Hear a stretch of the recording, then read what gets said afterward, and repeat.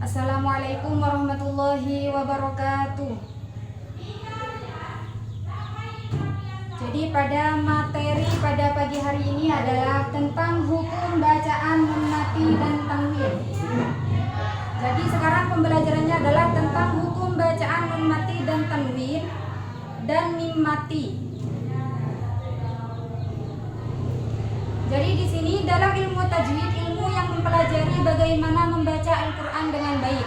Jadi di sini ilmu tajwid adalah ilmu yang mempelajari bagaimana membaca Al-Qur'an dengan baik dan pengucapan huruf hijaiyah harus benar.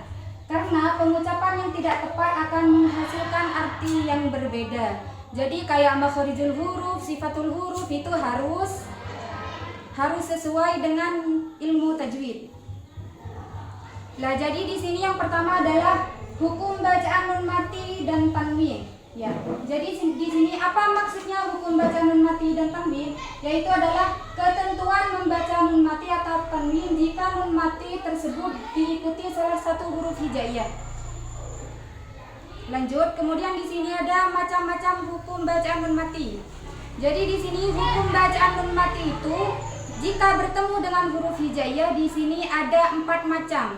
Jadi ada 4 macam bacaan kalau ada nun mati dan tanwin bertemu dengan huruf hijaiyah. Yang pertama yaitu idhar, yang kedua idgham, yang ketiga iqlab, dan yang keempat adalah ikhfa.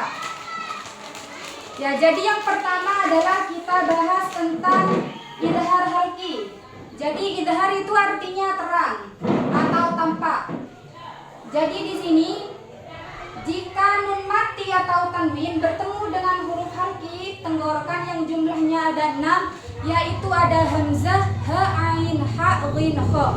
Jadi itu dinamakan idhar. Ya. Contohnya di sini kayak yang auna. Jadi di sini ada nun mati bertemu dengan hamzah. Jadi itu dinamakan idhar, harus dibaca terang.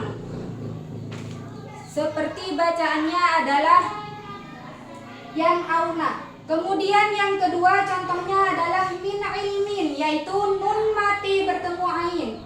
Nun mati bertemu ain. Jadi di sini harus dibaca idhar. Jadi kalau sudah nun mati atau tanwin bertemu dengan hamzah, ha, ain, ha, ghin, kha, itu harus dibaca jelas atau dibaca idhar. Kemudian yang kedua yaitu idgham. Jadi di sini idgham itu dibagi menjadi 2, yaitu yang pertama idgham bi gunnah dan idgham bila gunnah. Lanjut ya, yang pertama tadi kan idgham dibagi menjadi 2, idgham bi gunnah dan idgham bila gunnah.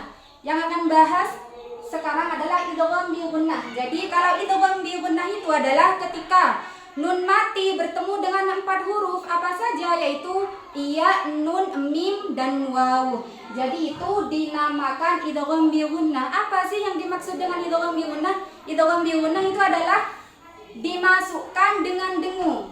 Contohnya kayak may yaqulu. Jadi di sini ada nun mati bertemu iya. Jadi harus dimasukkan dan dengung. May yaqulu. Kemudian yang kedua yauma idzin wahiyah. Jadi di sini ada ada tanwin bertemu dengan waw. Jadi juga harus dibaca idgham bi gunnah. Cara bacanya adalah yauma idzin wahiyah. Terus yang kedua adalah idgham bila gunnah. Jadi di situ adalah idgham bila. Bila itu berarti tanpa. Bila gunnah berarti idgham dimasukkan tanpa dengung. Hurufnya itu ada 2, yaitu ada lam dan ro. Contohnya di sini adalah min ladunhu, yaitu nun mati bertemu lam. Jadi harus dimasukkan tanpa dengung. Kemudian yang kedua adalah raufur rahim. Karena ada tanwin bertemu dengan ro. Kemudian yang ketiga adalah iqlab. Jadi kalau iqlab itu adalah apabila nun mati atau tanwin bertemu dengan huruf ba. Jadi contohnya adalah ambihum. Di sini ada nun mati bertemu ba.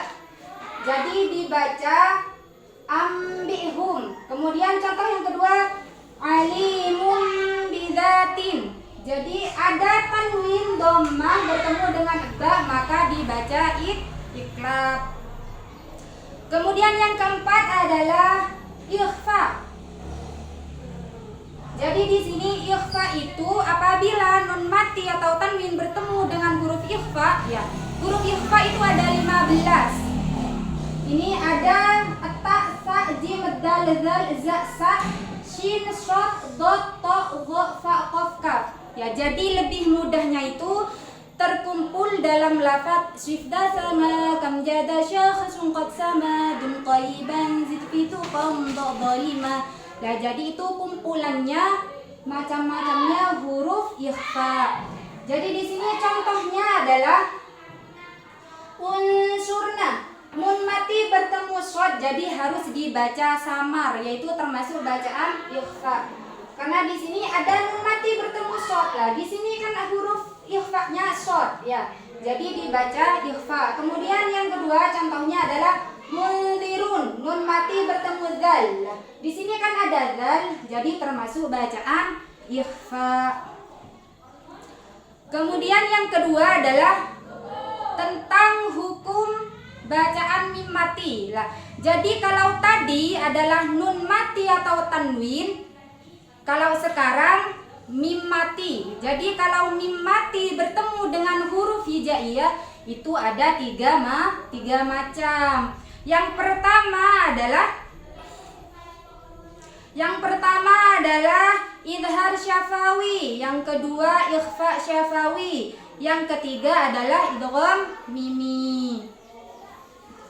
Ya, jadi yang pertama adalah idhar syafawi. Idhar syafawi itu artinya membaca dengan jelas. Jadi di sini ada mim mati bertemu jim, itu harus jelas. Kemudian yang kedua adalah wamdu. Di sini ada mim mati bertemu dot, juga harus dibaca jelas. Kemudian yang kedua yaitu ikhfa syafawi. Nah, ikhfa syafawi itu artinya menyamarkan bacaan di bibir. Jadi ikhfa syafawi itu apabila mim mati bertemu dengan huruf ba. Jadi hurufnya ikhfa syafawi cuma ada satu, yaitu ba. Contoh di sini adalah kuntum bihi. Mim mati bertemu ba, jadi harus samar nih. Cara bacanya adalah kuntum bihi. Jadi samar. Kemudian yang kedua contohnya adalah rabbuhum bil ghaibi. Jadi itu juga contoh dari ikhfa syafawi. Itu hurufnya cuma satu, yaitu ba. Kemudian yang ketiga adalah idgham mimi. Ya. Kenapa kok dinamakan idgham mimi? Karena mim mati bertemu dengan mim. Jadi hurufnya itu juga ada satu, yaitu mim. Contohnya di sini adalah alaihim muqsadah. Jadi mim mati bertemu mim. Jadi harus dibaca dengung, ya. Alaihim muqsadah. Jadi kalau baca Al-Qur'an itu jangan terburu-buru, harus kita memahami tajwidnya dan harus bisa mempraktekkan ketika membaca Al-Qur'an. Contoh yang kedua adalah innahum mab'utsun. Jadi di sini ada mim mati bertemu mim, jadi harus dibaca dengung.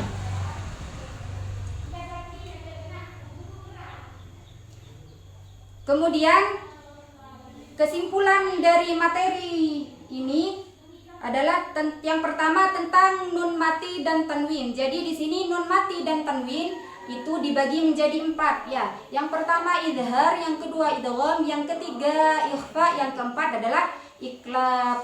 Kemudian yang kedua adalah tentang hukum mim mati. Jadi hukum mim mati itu juga dibagi menjadi 3, ya.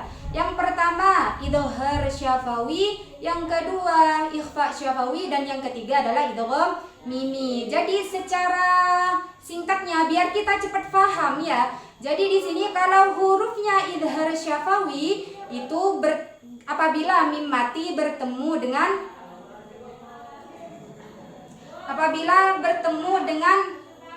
selain ba dan mim. Jadi kalau idhar syafawi, hurufnya idhar syafawi itu adalah semua huruf hijaiyah kecuali 2, yaitu ba dan mim. Kalau idgham mimi itu hurufnya cuma satu, yaitu mim. Kalau ikhfa syafawi hurufnya cuma satu juga, yaitu ba.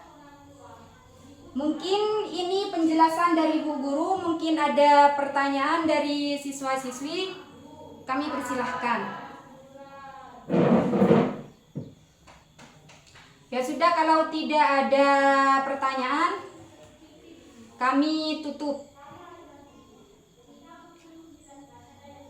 Semoga apa yang dipelajari pada pagi hari ini semoga menjadi ilmu yang barokah dan manfaat. Assalamualaikum warahmatullahi wabarakatuh.